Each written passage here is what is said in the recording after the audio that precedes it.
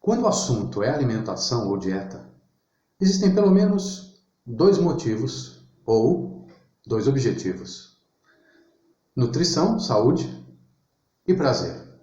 Quando a gente consegue unir as duas coisas, melhor ainda, não é? Por isso que hoje eu quero falar para você a respeito de temperos, né? O uso de ervas aromáticas.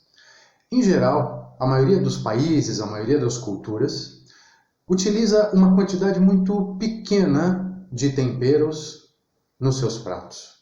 Então, aquele paladar ele fica muito monótono. Com exceção de algumas culturas, como por exemplo na Ásia, né, e no Oriente Médio, onde a gente tem ali uma mistura maior, né, de sabores, em geral nós temos alguns poucos temperos, alguns poucos sabores. Por exemplo, aqui no Brasil, praticamente a maior parte da população usa alho e cebola, não é? Então você acaba tendo uma pobreza de paladar, uma pobreza de sabores.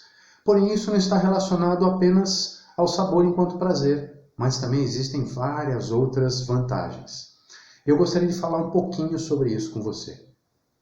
Às vezes, nos meus cursos ou com os meus clientes, eu oriento que você tire o alho e a cebola do seu cardápio. Esse tópico fica para a gente desenvolver em um outro vídeo, tudo bem? Existe um motivo para isso. Mas, pelo menos, se você se preocupar em reduzir a quantidade do uso desses temperos e começar a usar outros, você vai ter uma série de vantagens. O primeiro, que é fácil da gente identificar, é a possibilidade de você ter uma variedade de sabores, você poder ter mais prazer, você ter uma novidade quando você dá uma garfada.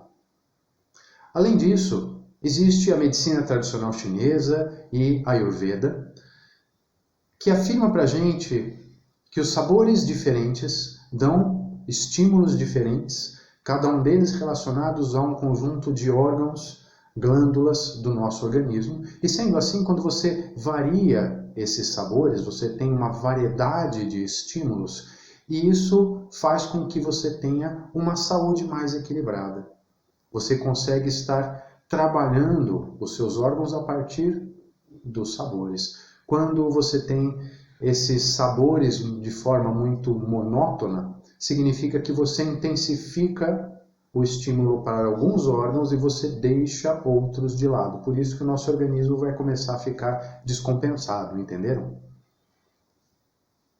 Além disso, as ervas têm princípios ativos diferentes, têm também nutrientes diferentes, então quanto maior a variedade, melhor.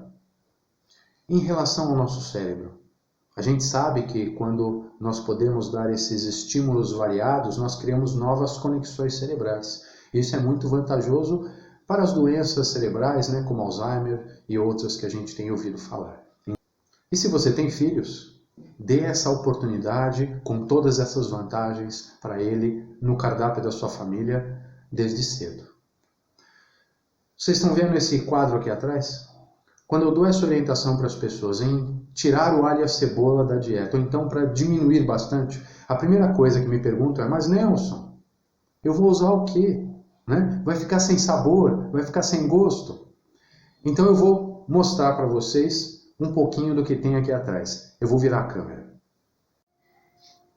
Tá vendo? Olhando aqui nesse quadro, vocês percebem que a volta toda parece que tem uma moldurinha, né? Como se fosse um enfeite. Esse pôster eu gosto muito, né? Um quadro da alimentação sem carne, Dr. Eric Sliwich.